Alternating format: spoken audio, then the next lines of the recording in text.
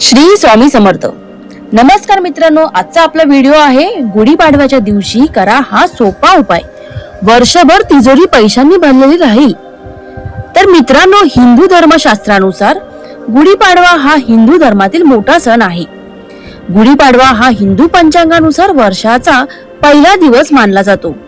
याच दिवसापासून नवीन वर्षाची सुरुवात होते। वास्तुशास्त्रामध्ये काही खास उपाय सांगितले आले आहेत, जे गुढीपाडव्याच्या दिवशी केल्यावर वर्षभर घरात आपल्या बरकत कायम राहते।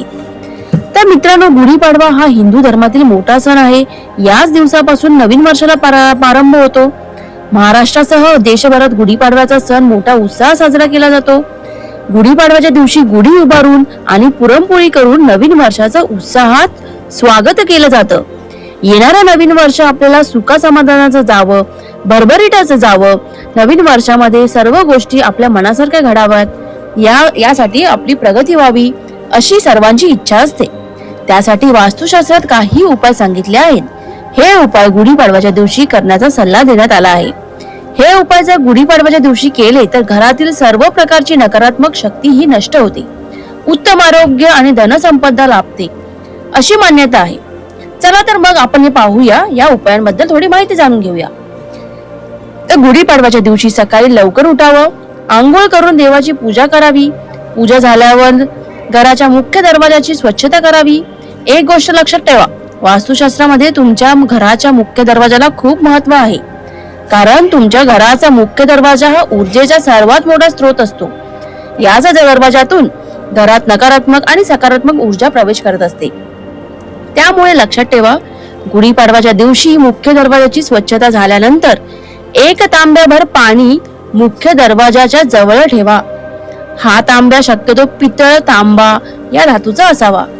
यामुळे घरातील सर्व प्रकारची नकारात्मक ऊर्जा नष्ट होते अशी मान्यता आहे।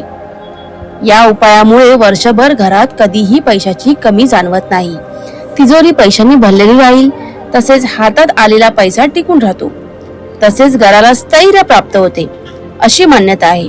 या व्यतिरिक्त गुढीपाडव्याच्या दिवशी तुम्ही घराला तोरण लावा। मात्र तोरण लावताना एक गोष्ट लक्षात ठेवावी, हे तोरण कधीही कृत्रिम फुलाचं नसावं। तोरण बनवताना झेंडूच्या फुलांचा आणि आंब्याच्या पानाचा वापर करावा। त्यामुळे घरात सर्व प्रकारची नकारात्मक शक्ती जी असते ती नष्ट होते अशी मान्यता आहे। तर मित्रांनो, परंपरा जपा आणि पिढ्यानपिढ्या आपल्या रीती सण हे कायम सुरूच ठेवा। हल्लीच्या कलियुगात भरपूर गोष्टी कमी झाल्या आहेत, तर असे करू नका। आपली परंपरा ही आपल्या चांगल्यासाठीच आहे। तर माझा व्हिडिओ आवडल्यास तुम्ही मला कमेंट करून नक्की सांगा। श्री स्वामी समर्थ। असेच नवीन नवीन व्हिडिओची माहिती तुम्हाला जाणून घ्यायची असेल तर माझ्या चॅनलला लाईक करून सबस्क्राईब करायला विसरू नका। धन्यवाद। सगळ्यांना गुढीपाडव्याच्या हार्दिक शुभेच्छा।